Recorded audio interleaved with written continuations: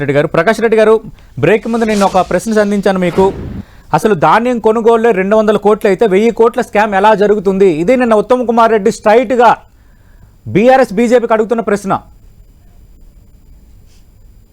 Sir ముందు పెద్దల దయాకర్ గారికి నమస్కారం, మీకు కూడా good morning sir. Good morning అండి. నేను ఇప్పుడు ఇష్యూ అంతా 1000 కోట్ల 1200 కోట్ల 200 కోట్ల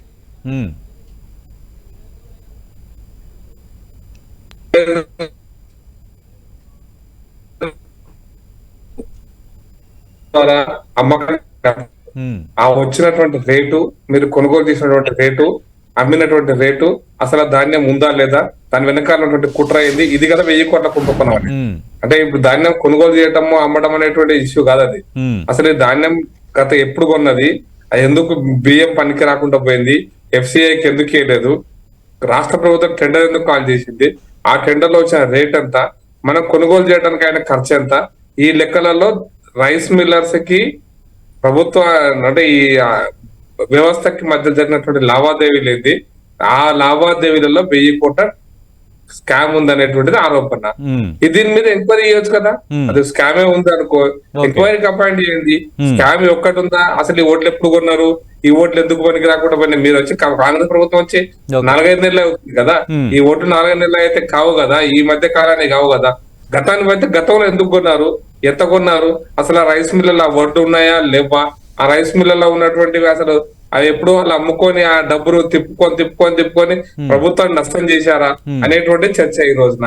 ఆ పని చేయకుండా నేను జరగలేదంటే నేను ఒక చిన్న డైరెక్ట్ గా ఆరోపిస్తున్నా. ఉత్తమ్ కుమార్ రెడ్డి గారు, దయాకర్ గారు సమాధానం చెప్పండి అండి. మొత్తం తెలంగాణలో ఉన్నటువంటి సివిల్ సప్లైస్ కార్పొరేషన్ ఈ రోజున మన లెక్క ప్రకారం కాదు, 11,000 కోట్ల నష్టాలలో ఉంది, 52,000 కోట్ల అప్పులలో ఉందని వాళ్ళు చెప్పుకున్నారు. బయటకు వస్తున్నట్టు సమాచారం కూడా. అంటే ప్రకాష్ రెడ్డి గారు ప్రస్తావించారు కాబట్టి నిన్న ఉత్తమ్ కుమార్ రెడ్డి ప్రకటనలోనే ఉంది. గత ప్రభుత్వంలో సివిల్ సప్లై డిపార్ట్మెంట్ 58,000 కోట్లు అప్పులు చేసింది. సివిల్ సప్లై కార్పొరేషన్లో గత ప్రభుత్వం చేసిన అప్పులు 11,000 కోట్లు. గత ప్రభుత్వం కంటే ముందే ధాన్యం కొనుగోలు మొదలుపెట్టాం, తడిచిన ధాన్యాన్ని ఎంఎస్పీ ధరకు కొనాలని విప్లవాత్మక నిర్ణయం తీసుకున్నాం. ఇది దీనిపై ఆయన ఇచ్చిన వివరణ. నేనేమంటే సతీష్ గారు, నేను వాళ్ళు చెప్పింది కరెక్ట్. 11,000 కోట్ల రూపాయలు నష్టాలు ఉన్నాయి, 52,000 కోట్ల రూపాయలు అప్పులు ఉన్నాయి. ఈ అప్పులు ఎందుకైనాయి, అసలు గత ప్రభుత్వం చేసినటువంటి నిర్వాహకం ఏంది, గత ప్రభుత్వం చేసినటువంటి నేనంటే 2014 నుంచి ఇప్పటిదాకా తీయండి, వద్దని ఎవరన్నారు? మీరు తీసి గత ప్రభుత్వం చేసిన ఎంక్వైరీ తీసి గత ప్రభుత్వం చేసిన తప్పులు బయటపెట్టండి. మేము గతంలో కూడా చెప్పినాం సతీష్ గారు. గతంలో అప్పుడు దయాకర్ గారు ప్రతిపక్షాలు ఉన్నారు, నెత్తినోరు కొట్టుకొని చెప్పినాం, పండని ఓట్ల విస్తీర్ణం అంతా లేదు, అయినా కూడా ఈ ప్రభుత్వం దాని విస్తీర్ణాన్ని పెంచి ఆర్టిఫిషియల్ గా లెక్కలు తప్పులు చూపించేసి వచ్చినటువంటి బియ్యాన్ని రీసైక్లింగ్ చేసి రైస్ మిల్లుతో లంచాలు తిని రైస్ మిల్లుతో కుమ్ముక్కై ఇటువంటి పని చేస్తుందని చెప్పి మేము చాలా అనేక సందర్భాల్లో చెప్పినాం. ఆయన గత ప్రభుత్వం చేసిన తప్పు ఈ ప్రభుత్వం జరుగుతున్నటువంటి విషయం కూడా రెండింటిని ఎంక్వైరీ చేయమనండి. ఎట్లా ఎంక్వైరీ చేస్తారు వాళ్ళ ఇష్టం అది. అద్దంకి దయాకర్ గారిని అడుగుదాం. ప్రకాష్ రెడ్డి గారు, మీరు లేవనెత్తిన అంశాలపై కూడా అద్దంకి దయాకర్ గారు రెస్పాండ్ అయ్యారు, మీరు విన్నారు. స్పెసిఫిక్ గా సహేతుకంగా లేదు, నిన్న దానిపైన క్లారిటీ ఇచ్చారు మంత్రి ఉత్తమ్ కుమార్ రెడ్డి. అసలు ఏం కోరుకుంటున్నారు? నేను ఒకటే సతీష్ గారు, నేను గత ప్రభుత్వము చాలా పవిత్రంగా చేసిందని అనడం లేదు. గత ప్రభుత్వమే ఈ నష్టాలకు కారణమైంది కూడా అంటున్నా. 11,000 కోట్ల రూపాయల నష్టాలు, 52,000 కోట్ల రూపాయల అప్పు, 59,000 కోట్లు, ఈ 58,000 కోట్లు ఒక స్టేజ్ లో ఎన్పీ అయిందని నేను టీవీలో చెప్తే ఇవన్నీ అబద్ధాలు, ఇవన్నీ బీజేపీలకి ఏం పర్లేదని తీసి పడేశారు. 58,000 కోట్ల అప్పు ఎందుకు అయింది, ఈ అప్పు అసలు వీరికి ఎక్కడి నుంచి రావాలి, దానికి వడ్డీ ఎందుకు ఎట్లయితే కడుతున్నామో ఆ వడ్డీ కట్టే సొమ్ము ప్రభుత్వ సొమ్ము కాదా, ఇది ఒక అంశం నిర్ణయించాల్సింది. రెండు, సివిల్ సప్లైస్ కార్పొరేషన్ అప్పు ఎందుకు అవుతుంది, అసలు సివిల్ సప్లైస్ కార్పొరేషన్ అనేది ఒక వడ్డు సేకరించాలి, ఎఫ్సిఐకి ఇవ్వాలా, ఒక అంశము. ప్రకాష్ రెడ్డి గారు, కాంగ్రెస్ వచ్చి 6 నెలలు అయింది కదా, మీరు గత ప్రభుత్వం సతీష్ గారు, వడ్లు సేకరించి ఎఫ్సిఐకి ఇవ్వాలి, వడ్లు సేకరించినవి రాష్ట్ర ప్రభుత్వ అవసరాలకు ఇవ్వాలి. అంటే రాష్ట్ర ప్రభుత్వం నుంచి సకాలంలో నిధులు రావాలి. ఓకే. లేక ఇవి వస్తే అప్పులే లేవు కదా. నేనేమంటున్నా అంటే ఈ ప్రభుత్వము గత ప్రభుత్వం కూడా గత ప్రభుత్వం తప్పించుకోజాలదు. దానికి ఉత్తమ్ కుమార్ రెడ్డి గారు దానికి ఎందుకో గత ప్రభుత్వాన్ని కాపాడుతున్నా నేను. ఓకే. గత ప్రభుత్వాన్ని కాపాడుతుండో గత ప్రభుత్వాన్ని కాపాడడం కోసం ఉత్తమ్ కుమార్ రెడ్డి వెనకాల రాజనీతి ఏందో నాకు అర్థం మీరు కాలేదు. కాంగ్రెస్ ని కాపాడుతున్నారని నిన్న కేటీఆర్ కొన్ని కామెంట్స్ చేశారు. కూడా ఉంది కదా, ఈ ఫుడ్ కార్పొరేషన్ ఆఫ్ ఇండియా ఇవన్నీ కూడా కేంద్ర పరిధిలోనివి, ఇంత జరుగుతున్నా వాళ్ళు ఎవరు ప్రశ్నించట్లేదు, మాకు అనుమానం వస్తుందన్న అంశాన్ని నేను కేటీఆర్ ప్రస్తావిస్తున్నారు. నేను అందుకోసం కేటీఆర్ గారు ప్రశ్నించడానికి నేను అసలు దానికి అర్థం పడదాం లేదు. ఎందుకంటే కేటీఆర్ ఈడీ ఎందుకు చేయదు అంటాడు. ఈడీ ఎందుకంటే గతంలో ఈడీ చేస్తేనేమో ఈడీ ఏంది బోడీ ఏంది అన్నారు, సిబిఐ ఎందుకు చేయాలన్నారు, ఇప్పుడు సిబిఐ అంటారు. గతంలో సిబిఐ అంటే చట్టాలు ఎంతో వారికి తెలుసు, వారు మంత్రిగా పనిచేశారు కాబట్టి వారి మాటలకు విలువ ఇవ్వాల్సిన అవసరం లేదని నా అభిప్రాయం. మొదటిదైతే. రెండోది, నేను సివిఆర్ ఆనంద్ గారు గతంలో పనిచేసినటువంటి రిపోర్ట్ కూడా ఉంది. సివిఆర్ ఆనంద్ గారి రిపోర్ట్ ఆధారంగా కొత్త ఎంక్వైరీ కమిటీని ఏమని చెప్పండి, గత ప్రభుత్వం చేసిన పాపాలను బయటకు తీయమని చెప్పండి. గత ప్రభుత్వాన్ని కాపాడే పని ఉత్తమ్ కుమార్ రెడ్డి గారు ఎందుకు చేయాలనుకుంటున్నాడు? వాళ్ళు నిజంగా చిత్తశుద్ధి ఉంటే ఈ 10 ఏళ్లలో ఈ నష్టం 52,000 కోట్లు 55,000 కోట్లు అప్పుంటే కనీసం 3-4 కోట్ల రూపాయలు 45,000 కోట్ల రూపాయలు ప్రతి సంవత్సరం వడ్డీ కట్టాలి. 4,000 కోట్లు 5,000 కోట్లు. ఇది ప్రజల సొమ్ము.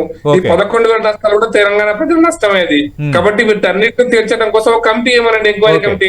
బండి సంజయ్ గారు డిమాండ్ అడుగుతుంది అదా, లేదంటే ధాన్యం కొనుగోలులో గోల్మాల్కి సంబంధించి స్పష్టత కావాలనా సార్? అంటే మీరు అడుగుతున్న వాటిలోనే, అంటే భారతీయ జనతా పార్టీ డిమాండ్ చేస్తున్న అంశాల్లోనే కొంత కన్ఫ్యూజన్ ఉంది. ధాన్యం కొనుగోలుపై క్లారిటీ కావాలా, స్కామ్ జరిగిందని ఆరోపిస్తున్నారు కాబట్టి, లేదంటే గత ప్రభుత్వం చేసిన అప్పులు ఎందుకు అప్పులు అయ్యాయన్న దానిపైన ఎంక్వైరీ కావాలా మీకు? నేనేమంటున్నా అంటే గత ప్రభుత్వం అసలు ఈ ఒడ్డుకున్నది గత ప్రభుత్వంలో కదా. నేను అడుగుతుంది పాయింట్ ఏంటంటే, ఇప్పుడు వడ్డ స్కామ్ ఏమో వీళ్ళు అమ్మారు, అమ్మిన దాంట్లో స్కామ్ ఉంది, అమ్మిన దాంట్లో రైస్ మిల్లతో కుమ్ముక్ అయ్యారు. ఇప్పుడు ఇవి కొనుగోలు చేసినప్పుడు అసలు ఆ ఒడ్డు రైస్ మిల్ల దగ్గర ఉన్నాయా లేవా? ఉత్తమ్ కుమార్ రెడ్డి ఆన్సర్ ఏంటంటే ఉంటేనే ఉన్నాయా లేవా మాకెందుకండి, పైసలు వస్తే చాలు కదా అన్నాడు. అది కాదు కదా ఈ రైస్ మిల్. అసలు వీరు రైస్ మిల్ల సంగతి ఏంది, ఈ రైస్ మిల్ల వెనకాల ఉన్నటువంటి భాగవతం ఏంది, గత ప్రభుత్వం రైస్ మిల్లతో కుమ్ముక్క చేసినటువంటి నాటకం ఏంది, అసలు తెలంగాణలో 60 లక్షల ఎకరాలు 70 లక్షల ఎకరాలు 90 లక్షల ఎకరాలు 1 కోటి ఎకరాల మాగాని 1 కోటి ఎకరాల ఒడ్డు పండినాయి, 3 కోట్ల టన్నుల ఒడ్డు పండినాయి. మరి ఆ ఒడ్లన్నీ నిజంగా పండినాయా పండలేదా? అసలు దాని వెనకాల ప్రకాష్ రెడ్డి గారు క్లారిటీగా ఉన్నావు, కన్ఫ్యూజన్ గురవుతుంది విపక్షాలే, ఇది దయాకర్ గారు అంటుంది ధాన్యం కొనుగోలులో. సార్ ఇప్పుడు నేను అంటున్నది ఏంటంటే, ఇప్పుడు అమ్మినటువంటి మీరు టెండర్ చేసినటువంటి 35 లక్షల టన్నుల వడ్లకు సంబంధించి ఒక టన్నుకు మీ లెక్కన ప్రభుత్వం లెక్కన 20,000 రూపాయలు ఒక టన్నుకు అయితే ఇంటూ 35 లక్షల టన్నులు నేను లెక్కన 200 కోట్ల 300 కోట్ల లెక్కని చెప్పాలండి. ఈ ఎక్కాలు ఎవరికి తెలియదు అనుకుంటే కష్టం. అది నెంబర్. ఈ వడ్లు ఎక్కడున్నాయి, ఈ వడ్ల పరిస్థితి ఏంది, రైస్ మిల్లర్ దగ్గర ఉన్నాయా, వాళ్ళు ఎప్పుడూ అమ్ముకొని డ్రామా తమాషాలు చేస్తుంది, ప్రభుత్వం నష్టం చేస్తున్నారా, ఇవన్నీ బయటికి రావాలి. ఇవి గత ప్రభుత్వంలో కొన్నటువంటి వడ్లు అవి నిజంగా కొన్నారా కొనలేదా, అవంతా మాయాజాలమా, ఏదో పేపర్ మీద ట్రాన్స్ఫర్స్ అవుతున్నాయా, దీని వెనకాల ఉన్నటువంటిది కుట్ర అనేటువంటిది, దీని వెనకాలనే డబ్బు యొక్క లావాదేవీలు దాగున్నాయనేటువంటిది ఇప్పుడున్నటువంటి చర్చ. కాబట్టి నేను అడిగిందంటే, మీరు గత ప్రభుత్వ కాలంలో జరిగినటువంటి తప్పులను, గత ప్రభుత్వం చేసినటువంటి ఆ అంశాలను ఎందుకు ఉత్తమ్ కుమార్ రెడ్డి గారు దాచిపెట్టాలనుకుంటున్నారు? ప్రకాష్ రెడ్డి గారు ఆరోపణ చేయడం ఒక ఎత్తు ఉంటుంది, ఆధారంతో ఆరోపణ చేయడం రెండో ఎత్తు. రెండు అంశాలు ప్రస్తావిస్తున్నారు. అప్పుడు 2015-16 అప్పటి నుంచి, అప్పుడు కేసీఆర్ ప్రభుత్వం నుంచి ఇప్పటి వరకు జరిగినట్టు అన్ని విషయాలు చర్చిద్దాము, అన్ని విషయాలను బయటకు తీసుకురండి.